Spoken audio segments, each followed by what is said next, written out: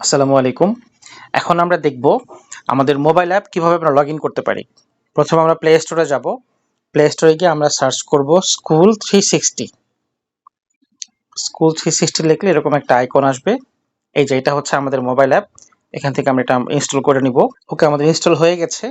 এখন আমরা দেখতে পাবো যে আমাদের ফোনের স্ক্রিনে এটা চলে আসছে। এই যে স্কুল 360 অ্যাপ। তো অ্যাপটা যখন আমরা ওপেন করব, ওপেন করার পরে এরকম একটা ইন্টারফেস আসবে। এরপর আমরা গেট স্টার্টেডে যাব। অ্যাডমিন টিচার লগইন এখানে ক্লিক করব। প্রথমে আসবে ইনস্টিটিউট আইডি। এটা আমরা স্কুল থেকে জেনে নিব যে আমাদের স্কুলের আইডিটা আসলে কত। এটা একবারই প্রেস করতে হবে, দ্বিতীয়বার আর বারবার দেয়া লাগবে না। সো আমরা একটা আইডিতে লগ ইন করছি, 201300, এবং আমরা স্কুলের নামটা দেখতে পাবো যদি আমাদের আইডি সঠিক হয়। ওকে, স্কুলের নাম চলে আসছে, D solution school and college. আপনি যখন আপনার স্কুলের আইডি দিবেন তখন আপনার স্কুলের নাম লোগো দেখাবে। সেখান থেকে আমরা যাব অ্যাডমিন এবং টিচার লগ ইন। এখানেও ইউজার নেম পাসওয়ার্ড দেওয়ার অপশন আসবে। ইউজার নেমের ক্ষেত্রে আপনার ফোন নাম্বারটা ইউজার, ফোন নাম্বারটাই পাসওয়ার্ড। এটা আমরা ডিফল্ট সেট করে দিব। এর পরবর্তীতে আপনি পাসওয়ার্ড চেঞ্জ করে নিতে পারবেন।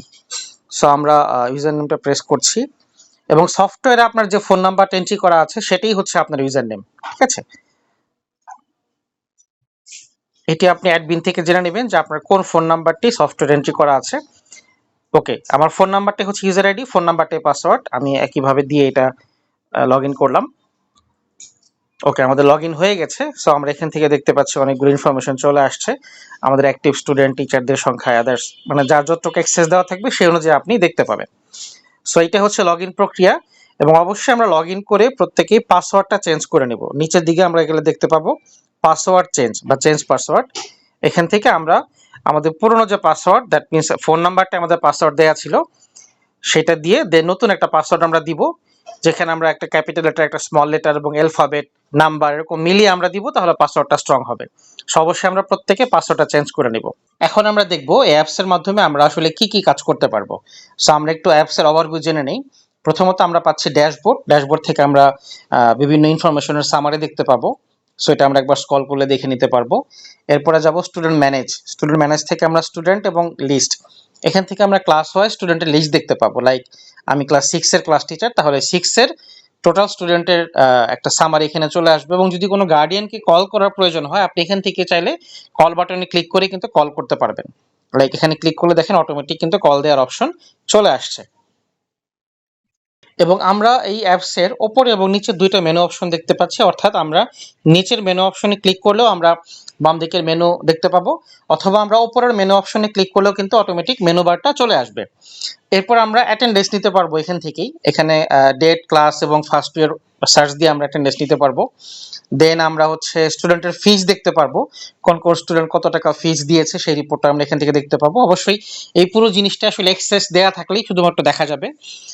সো এটা মূলত অ্যাডমিন বা যিনি সফটওয়্যার দায়িত্বে আছেন ওনারা অ্যাক্সেস গুলো মেনটেন করবেন। এরপর আমরা মার্ক ইনপুট করতে পারবো, অর্থাৎ প্রত্যেকটা পরীক্ষার রেজাল্টের জন্য আমরা জাস্ট এখান থেকে সাবজেক্ট ওয়াইজ মার্ক ইনপুট করলেই অটোমেটিক রেজাল্ট পাবলিশ হয়ে যাবে। এছাড়াও আমরা এখান থেকে নোটবুক ম্যানেজ করতে পারবো। দ্যাট মিনস আমরা ক্লাসের হোমওয়ার্ক বা নোটবুক যদি আমরা এখান থেকে ম্যানেজ করি, বা আমরা যদি এখান থেকে ইনপুট দিয়ে দিই, তাহলে প্রত্যেকটা ক্লাসের স্টুডেন্ট সেই নোটবুকের আউটপুটটা দেখতে পাবে। সো আমরা একটু দেখি যে নোটবুক যদি আমরা এখানে এন্ট্রি করে থাকি, তাহলে এখানে কিন্তু সেটা শো করবে যে কোন ডেটে কোন সাবজেক্টের কোন ক্লাসে কি কি হচ্ছে হোমওয়ার্ক দেওয়া ছিল, সেটা কিন্তু এখানে অটোমেটিক লিস্টটা দেখাবে। এছাড়াও আমরা নোটিশ দিতে পারবো, কোন একটা ক্লাসে যদি নোটিশ দেওয়ার প্রয়োজন হয়, তাহলে সেই নোটিশ আমরা এখান থেকে অ্যাড করতে পারবো বা লিস্ট দেখতে পারবো। আমরা সালাত বা নামাজের রেকর্ড চেক করতে পারবো, যদি স্টুডেন্টরা তাদের অ্যাপস থেকে আপডেট দেয় 5 ওয়াক্ত নামাজের আপডেট, কে আসলে নিয়মিত নামাজ পড়লো কিনা, সেটা আমরা এখান থেকে চাইলে মনিটরিং করতে পারবো। এবং অ্যাটেন্ডেন্স লগ এবং লগ ইন এবং আউট, এটা মূলত টিচারদেরই অ্যাটেন্ডেন্স নেওয়ার ক্ষেত্রে এটা প্রযোজ্য, বাট এটার জন্য একটা অ্যাক্টিভেশন ফি এবং অ্যাক্টিভেশন করে নিতে হয়। এটা যদি অ্যাক্টিভেশন করা থাকে, তাহলে আপনারা অ্যাপস থেকেই যার যার অ্যাটেন্ডেন্স নিজেরা দিয়ে নিতে পারবেন। এবং এখান থেকে আমরা লিভ অ্যাপ্লিকেশন করতে পারবো, অর্থাৎ কোনো টিচার যদি লিভ নিতে চান, এখান থেকে উনি লিভ অ্যাপ্লাই করতে পারবেন। এবং এই লিভ অ্যাপ্লাই আপনার যিনি অ্যাডমিন আছেন উনি মূলত অ্যাপ্রুভ করবেন, এবং অ্যাপ্রুভ করলে সেই লিভটা মানে অ্যাপ্রুভাল হয়ে যাবে।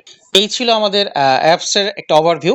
সো অ্যাপস ইউজ করতে যদি কোনো অসুবিধা হয় তাহলে আপনার স্কুলের যিনি অ্যাডমিন আছেন বা সফটওয়্যারের দায়িত্বে আছেন তার সাথে যোগাযোগ করবেন, অথবা ড্যাশবোর্ডে কিন্তু আমাদের কাস্টমার সাপোর্টের নাম্বার দেওয়া আছে।